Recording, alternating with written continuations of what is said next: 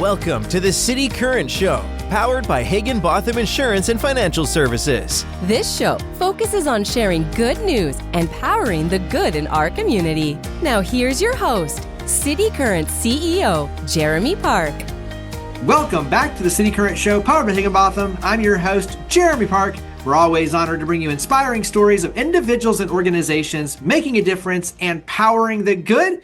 And that's why we're honored to have with us Tim Altman, President and CEO of TheHopeLine. Tim, how are you doing? I'm doing just great, Jeremy. Thanks for having me on. Well, when you talk about the power of hope, when you talk about pouring into and working with students and young adults, we have a lot to unpack. But let's start with a little bit of history and some background for TheHopeLine, because you have some ties to radio and a show. And so give us some background on TheHopeLine. Well, yeah, I'm an old radio guy from back to late 70s, early 80s, back when I actually had hair. I also was on radio, but I got a face for radio, so that's okay. No, truly, I had that radio background, always loved media, but got to put it to work in 1991. I began to work for what was then the Dawson McAllister Association, founder of the organization, Dawson McAllister. He and I had been friends for many years. He asked me to come work with him. And the upshot was he was just an incredible speaker, especially to students and young adults, faith-based speaker, incredible, did conferences around the country. There were as many as 14,000 kids coming for a weekend conference. So they were powerful events. And he and I just began to talk about, as many kids as you talk to in conferences, you could talk to many, many more on radio, and you're good at this. He wasn't sure he thought he was. But finally, we got a chance to test it over time. God brought some opportunities. And in 1991, we launched a national call-in talk show just for kids 13 to 21 and under. And it was calling about whatever is your issue. And it was a live talk radio. And so that was the beginning. That was my radio background. We went on to do that from 1991 all the way until 2017. In the middle of that, we changed over from Christian radio stations to top 40 radio stations, including many Cumulus stations, which I know you have an association with here in Nashville. And so it was just an exciting time of reaching students through radio and having wonderful conversations with them. And so seeing the need, hearing the conversations, having those conversations, seeing the need firsthand, obviously then leads to this powerful opportunity with the HopeLine. So talk about stepping in and launching the HopeLine. Well, as I say, we started the show in 1991. It was January, to be exact. And we did the show for a few months. And Dawson one day said, this feels like a Gee, I'm Sorry radio show. So what do you mean? He said, well, I get thousands of kids calling in, and I get to talk with maybe 10 or 15 of them in 2 hours. And I get 5 or 10 minutes with them. And then I say, I hope you got somebody else to help you, but gee, I'm sorry, I've got to go to the next caller. And he said, it just drives me crazy. So we were able to figure out how to start the HopeLine, which at that time was a simple toll-free number. That number we still own this number, 1-800-394-HOPE, which I always thought was a wonderful way to use those numbers. And we had volunteers who would man that line, and we did it just on Sunday night. Our show was Sunday night, and we did it just on Sunday night for the 2 hours of the show and a couple hours afterwards. Well, demand quickly grew, and so we expanded to weeknights. We said after school's the rule. We'll open at 3 p.m. and we'll go to 10 p.m. at night. And so we did that Monday through Friday plus Sunday. And it just continued to grow over the years. It was just the back end. It was a place for students who couldn't get on the air. And obviously, we had thousands and thousands trying to get on every week. Very few got on. So we needed a place for them to have someone to talk to. So we'd encourage them, pray with them, and try to move them on. All this is very faith-based, very Christian. We believe that's where the solutions are. And so that's what we did. Now, when we were on Christian radio, that was great because most of the kids calling us had at least a faith background. And they had parents that cared, and because they wouldn't have even found us if they didn't. But God led some interesting roads. Around 2005, we got the opportunity to expand into top 40 radio secular networks. And that's another game, because now we're talking to a whole lot of kids who maybe didn't have a faith background, maybe didn't have didn't have parents in the house, and they were just in the worst situations. And so the HopeLine, was still a back end for the radio show, but the stakes went up. Now we had to deal with a lot of issues, not more serious issues, but more people having serious issues. We always dealt with serious issues, but we had to deal with more people having them and not having a network of safety that we could send them back to. So that's really the history of the HopeLine. It continued to grow, and the program continued through 2017. But in that time, the internet became a thing, and we launched a website, and the website began to grow. Up until that time, radio was the only way people would know about us. But once the internet began to grow, they could find us online. We began to do the deal that most people did. Of course, this whole world's changing too digitally, but back then you could do SEO, search engine optimization, and keyword search, and we hired people to help us do that so that we showed up real high in the Google results. And so no matter what kids Google, they're looking for help, hopefully they would find us high on that search and they'd come to us. We were all telephone calls, and then again, technology changed. Kids started doing text. Then we did calls and text. And eventually, and we let them choose. Well, eventually, very few were choosing call, most were choosing text. So we let go of the phones because it was just two systems to operate. And so now we're all live chat, not text specifically, but live chat, looks like text. So we've been all chat for about 8 or 9 years now, all live chat. And since the end of the show, 2017, that's 8 years. It's all been through the internet and through Google search and Google advertisement. That's how people find us. When you look at the number of people that you're helping, talk about the numbers at this point. This year, we will have complete, powerful, life-changing conversations with over 32,000 students and young adults by the end of December. How many over, I don't know, but it's definitely going to be over the way we're moving. And there's going to be another third add on to that attempted to instigate a chat, but we didn't have the capacity to pick them up. They got into our queue, but we didn't have enough people they couldn't wait long enough for us to get to them. So it is a need, and that's just for the folks that find us. What we know is that's still, as I said in another interview a while back, we're just scraping the top off of the iceberg, because there are so many students out there, not just in the US, but worldwide. There are millions of young people who are struggling. Anxiety, is at an all-time high in certainly among teenagers and young adults. And so the issues the issue of depression, by the way, in teenage girls has doubled in the last 12 years, doubled from about 13% to almost 27%. And so these issues are only getting worse. Millions and millions of kids need help. And so that's why the HopeLine exists. We're here. Our mission statement as a faith-based organization is to nurture young people through crisis to Christ, because we feel that's where the answers are. That's where the strength to live is. And that's what we do every day. Give us an idea, and obviously you already alluded to it, anxiety, depression, isolation, suicidal thoughts. Give us an idea of what these young adults are dealing with. Well, everybody runs to suicide pretty quickly, and they should, because there's no coming back from that if you're successful. About 12% of all the chats we have deal with suicide ideation, one shape or another. But I think the single biggest thing that's happening is just anxiety. The issue that I don't know what's coming next, and I don't have any control over it. And that is very anxiety producing.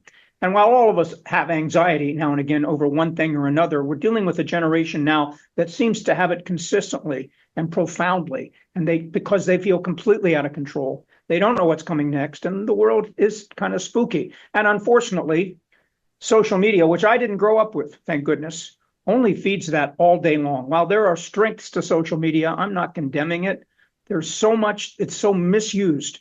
And young adults are taking it in such a personal way that I think it's creating an immense amount of anxiety in their lives. I'll give you another one. The Surgeon General of the United States late last year came out with a warning. That warning was a mental health warning based on a survey by the APA, American Psychological Association, that said 41% of parents were so stressed most days that they couldn't function. Now, let that sink in a minute. 41% of parents, 4 out of 10, are so stressed. Most days they couldn't function. What are they doing with their kids? What hope do these kids have if the parents are so stressed they can't function? How do the kids function? And so that's the culture we're in right now. And I don't think that's just in the US. I think it's really all over the world. We're seeing it. We actually, 20% of our live chats come from outside of the US and from over 120 countries. And the issues are not any different. There are some cultural nuances, but kids are kids the world over, and they're all struggling with these things. Talk about how you're set up in terms of your team, because you have coaches. You mentioned, the capacity on your end, the limitations, but talk about the model, how you're set up. Well, we call them Hope Coaches. They are staff members. We pay them because we are a 24/7 operation. And so we have to have them be there for their shift. We don't want to miss people in need because someone misses a shift. So we responsibly pay them. We train them. We want to keep them doing their very, very best. We expect a high level of care in the training. And but they all are part-time. They work anywhere from 2 to 4 or 2 to 3 shifts a week. That's 4 hours a shift, so 8 to 12 hours a week. So they are. It's usually a second job for a lot of folks who are just passionate about helping. There are some couple retired folks. There are some counselors, some licensed counselors who like to do it on the side because it's the kind they don't get this kind of crisis intervention skill in their regular practice. What they get from us is different, and it helps them improve. We have some career missionaries who work with us because they can fit it in, and it enhances their skills and teaches them how to communicate better. So we've got just a wide variety of folks, about 45 worldwide. Actually, they are operating from 8 different time zones right now. Everyone is connected online through a common system, chat system that we license. When you look at how the community can help, talk about, obviously, a nonprofit, so financial contributions to underwrite your efforts, but talk about how the community can help support the HopeLine. Well, I think the first and foremost way is recognize that everybody knows, either has a young person in their home, knows a young person in their family, knows a young person in their neighborhood, has contact with them. Don't ignore them. Engage them. They are dying to be engaged. This anxiety creates isolation. Isolation means you don't want to talk. I'll give you an example. I have a young grandson, who's 15 years old, and he adores my brother-in-law. And the reason he adores my brother-in-law is every time, we get together for family gatherings, my brother-in-law engages him and begins to ask him question after question after question. It shows that he cares. It shows that he thinks he's important as a human being and that he matters. And that means the world. My grandson just thinks the world of him for that reason. We've talked about it. Well, that's just one example. We need to engage young people and just let them know we're interested in them. Maybe if we engage them enough, they begin to trust us to tell us some of the things that they're concerned about. Maybe we then get a chance to give them some counsel or advice. But listening and asking questions are the simple things you can do without judgment. Big key, without judgment. No, I don't care what they look like, what you think they've done, what you know they've done, it doesn't matter. Listen, engage them without judgment, because maybe, just maybe, you'll have the chance to change their life. What gives you hope? Because obviously you have a chance to see and hear the testimonials, the impact that you're having, you and your team with the HopeLine, but what gives you hope when you look at what you're doing with the HopeLine, the impact, and what's possible for the future? Well, I'm coming from a very faith-based perspective, so this is going to be a very faith-based answer. But when we talk to students and listen and encourage, the biggest thing, we have a motto called LEAP: listen, encourage, advise, and pray and plan. LEAP. It's just a model we use. It's a model we train. It's got a lot underneath it, but it's a simple way to remember it.